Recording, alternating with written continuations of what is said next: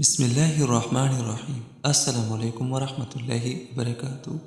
رسول اللہ صلی اللہ علیہ وآلہ وسلم نے ارشاد فرمایا، 2 رکعت پڑھو، قبول حج کا ثواب ملے گا۔ اگر آپ چاہتے ہیں کہ ہمیں قبول حج کا ثواب ملے تو 2 رکعت ضرور پڑھیں، قبول حج کا ثواب ملے گا۔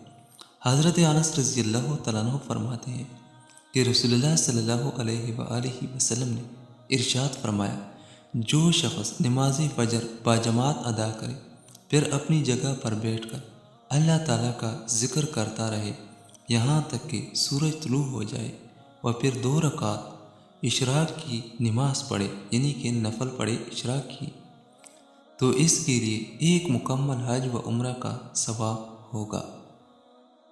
اس عمل پہ خصوصی عمل کریں اور فجر کی نماز باجماعت ادا کر کے وہی جگہ پر بیٹھ کر ذکر کرتا رہے اور اشراق کی نماز پڑھے، ایک قبول حج و عمرے کا ثواب ملے گا۔ اللہ تعالیٰ اس پہ عمل کرنے کی توفیق نصیب عطا فرمائے، آمین ثم آمین۔